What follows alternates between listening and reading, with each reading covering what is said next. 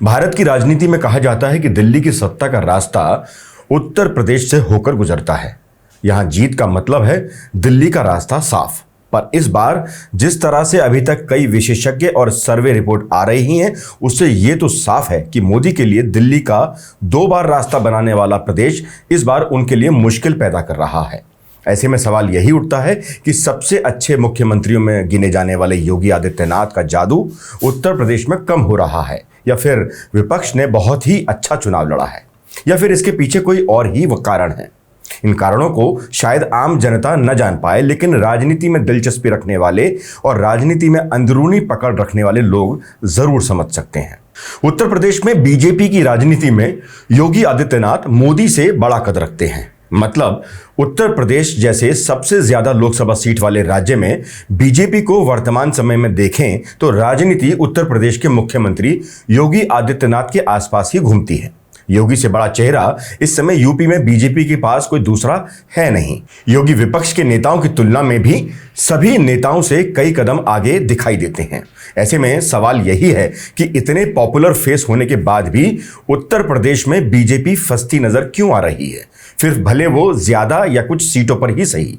इन कारणों को बड़ी बारीकी से समझने की जरूरत है। जिस तरह से यूपी से खबरें आ रही हैं, उससे लगता है यूपी में बीजेपी को कई सीटों पर झटका लग सकता है। ऐसे में क्या यूपी वही दोहरा रहा है जो कभी गुजरात ने दोहराया था? कहते हैं इतिहास अपने आप को दोहराता जरूर है, जो इस बार भी लग रहा है। सोच या कहीं कि तर्क फिर वहीं चले जाते हैं। अब के प्रधानमंत्री नरेंद्र मोदी ने गुजरात के मुख्यमंत्री रहते हुए जो प्रयोग अटल आडवाणी के साथ किया था, लगता है योगी आदित्यनाथ ने वही प्रयोग उत्तर प्रदेश में दोहरा दिया है। भक्त कहेंगे कि बात हाइपोथेटिकल है, यानी सिर्फ कल्पना, लेकिन राजनीति शास्त्र के हिसाब से बात बिल्कुल तर्कसंगत है। राजनीति के खेल में नंबर 1 को हलाल किए बिना नंबर 3, 4, 5 का नंबर आता नहीं। ये सभी राजनीति को बारीकी से जानने वाले बाखूबी समझते भी हैं। इसको बाकायदा उदाहरण के तौर पर समझते हैं। साल 2004 देश में इंडिया शाइनिंग का शोर था। अटल बिहारी वाजपेयी जैसे लोकप्रिय नेता बीजेपी का चेहरा थे। सरकारी तंत्र, मीडिया, सब कुछ बीजेपी के पक्ष में था। सब कुछ स्क्रिप्ट के हिसाब से चल रहा था। लेकिन जब परिणाम आए तो हर कोई हैरान रह गया। बीजेपी को सीटें मिली 138, कांग्रेस को मिली 145। नतीजा यह हुआ कि बीजेपी अगले 10 साल के लिए सत्ता से बाहर हो गई। जानते हैं क्यों? इस पर राजनीतिक जानकार बताते हैं इसकी सबसे बड़ी वजह थे नरेंद्र दामोदर दास मोदी, जो कि उस वक्त गुजरात के मुख्यमंत्री थे। अटल बिहारी वाजपेयी के प्रभाव से अगर किसी को फायदा होना था तो वो आडवाणी मोदी को होना था। याद कीजिए 2004 का चुनाव दंगों के बाद हुआ था। गुजरात में मोदी की लोकप्रियता चरम पर थी, लेकिन भाजपा को 14 सीटें ही मिली। आज मोदी प्रधानमंत्री हैं, इसलिए यह बात कहने से लोग डरते हैं। लेकिन तब बहुत से बीजेपी वालों का भी मानना था कि मोदी की वजह से सत्ता बीजेपी से दूर छिटक गई।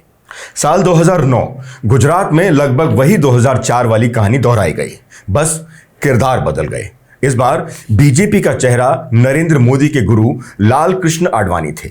बीजेपी को मिली 15 सीटें और कांग्रेस को 11। हालांकि राष्ट्रीय स्तर पर कांग्रेस बीजेपी से बहुत आगे थी, उसमें 60-61 सीटों का फर्क था। लेकिन बीजेपी के कुछ जानकारों का मानना था कि उस साल भी नरेंद्र मोदी ने मन लगाकर अपनी पार्टी के लिए मेहनत की नहीं, जबकि 2009 तक मोदी ने गुजरात में अपना एक छत्र राज कायम कर लिया था।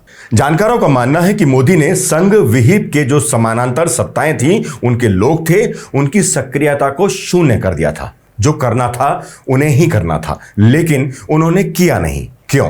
जवाब बिल्कुल आसान है। जो पहले हमने कहा था कि राजनीति के खेल में नंबर 1 को हलाल किए बिना नंबर 3, 4, 5 का नंबर आता नहीं। अब 2024 में भी वही सवाल उठ रहे हैं। क्या यूपी के मुख्यमंत्री योगी ने मोदी के साथ यूपी में वही किया होगा जो अटल आडवाणी के साथ गुजरात में हुआ था?